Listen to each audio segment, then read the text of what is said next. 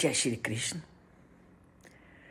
जब तक अर्जुन ने श्री कृष्ण के विराट रूप को नहीं देखा था, तब तक श्री कृष्ण के साथ उसका व्यवहार एक मित्र की तरह था। और जब तक हमारे में सखा और मित्र का संबंध होता है, तो उसमें हम बहुत बार ऐसे शब्दों का प्रयोग कर देते हैं जो अनुचित भी होता है।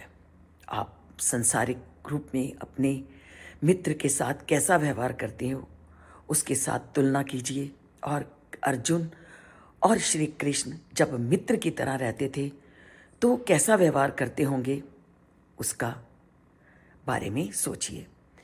और वो कैसा व्यवहार करते होंगे, और जब हम मित्र के साथ व्यवहार करते हैं तो बहुत बार अनजाने में हम आलस्य के कारण उससे ना करवाने वाले कार्य भी करवाते हैं, और अनेक प्रकार के ऐसे शब्दों का भी प्रयोग कर देते हैं जो हमें नहीं करना चाहिए।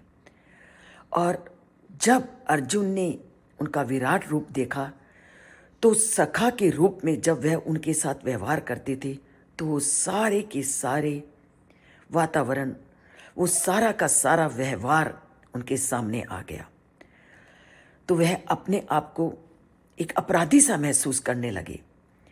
और जब अपराधी का से महसूस करने लगे तो उनके मुख से क्या शब्द निकले, आज हम उसी के बारे में जानते हैं। तो वो क्या कहते हैं, सखा इति मत्वा प्रसभम यदुक्तम, हे कृष्ण हे यादव हे सखा इति आज जानता महिमानम तव इदम मया प्रमादात पर्णेन चापि।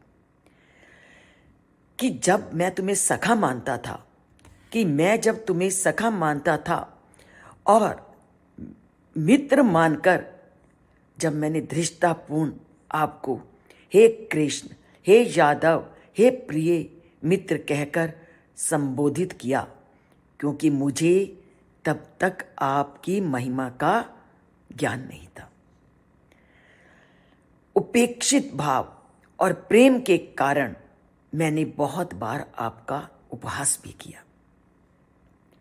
अभी मैंने पहले ही कहा कि जब आपका किसी के साथ मित्रता वाला संबंध होता है तो ना चाहने पर भी हम उसका अनेक प्रकार का उपहास भी कर देते हैं, अनेक प्रकार के ऐसे शब्दों का भी उसके लिए प्रयोग कर देते हैं, और ना करवाने वाले कार्य भी उससे करवा लेते हैं। और वही स्थिति अर्जुन की थी। तभी उन्होंने कहा कि आपको जब मैंने अपना मित्र माना तो मैंने धृष्टतापूर्वक आपको आपके नाम से भी पुकारा, हे कृष्ण। मैंने आपको ये भी कहा हे यादव, और मैंने आपको मित्र कह करके भी संबोधित किया। और ये मैंने तभी किया तब तक जब तक मैंने आपकी महिमा को नहीं जाना था। तो जो भी मैंने आपको मित्र समझकर आपके साथ जो भी उपेक्षित व्यवहार किया, और उस उपेक्षित व्यवहार के लिए मैं आपसे क्षमा याचना करता हूं। तो मित्र के व्यवहार में किए गए अपने उन कार्यों के लिए इस श्लोक में अर्जुन श्री कृष्ण से क्षमा याचना करते हैं और कहते हैं कि मेरे द्वारा किए गए उस व्यवहार को तुम मुझको क्षमा करो। तो हमें कृष्ण के साथ अर्जुन के जैसा मित्र वाला संबंध प्राप्त हो, तो उसके लिए हमें श्री कृष्ण की कृपा को प्राप्त करना ज़रूरी है।